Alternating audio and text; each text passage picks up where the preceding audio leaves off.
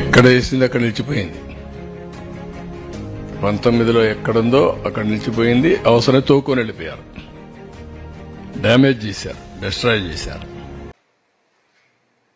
ఈ రాజధాని ప్రాంతంలో మరి ఇవాళ పరిస్థితికి పూర్తిగా బాధ్యత వహించాల్సింది టీడీపీ పార్టీ.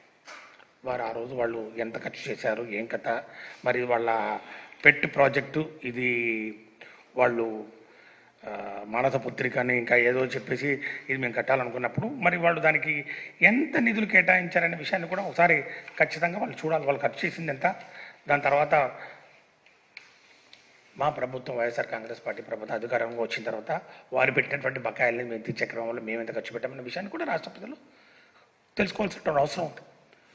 ఇది అమరావతి మేము నిర్మాణం చేస్తామని చెప్పి 1,00,000 కోట్లు ఎస్టిమేట్లు వేసి 50,000 కోట్లకు డిపిఆర్లు తయారు చేసి చివరకు వాళ్ళు ఖర్చు చేసింది వారి మాటల్లోనే ముఖ్యమంత్రి గారు ఇచ్చినటువంటి ప్రజెంటేషన్స్లోనే సుమారు 4,900 కోట్లు, 4,800 కోట్లు, 5,000 కోట్లు దగ్గర ఇచ్చినాం. ప్లస్ ఒక 2,000 కోట్లు బకాయిలు పెట్టి వెళ్ళారు. ఈ 5,000 కోట్లు కూడా వాళ్ళు ఏదైతే తీసుకురావడం జరిగిందో అవి కూడా అన్ని అప్పులు తీసుకొచ్చారు.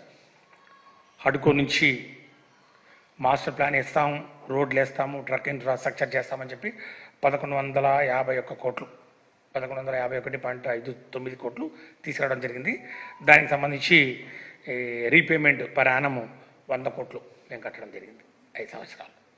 అమరావతి బాండ్స్ వీటిని మరి అమ్మేసి ఒక 2,000 కోట్లు తీసుకొచ్చేసి ఇది ఇన్ఫ్రాస్ట్రక్చర్ డెవలప్మెంట్ ప్రాజెక్ట్స్ అని చెప్పారు. ఇన్ఫ్రాస్ట్రక్చర్ ఏం చేశారో మీరు చూశారు.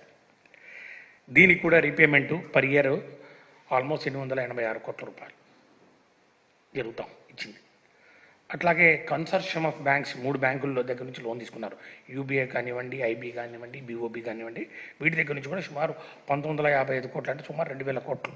అంటే ఇవన్నీ కలిపి సుమారు 5,000 కోట్లు ఏవైతే ఇచ్చారో అంతా లోన్లే, దానికి రీపేమెంట్ అంతా మేము కట్టడం జరిగింది.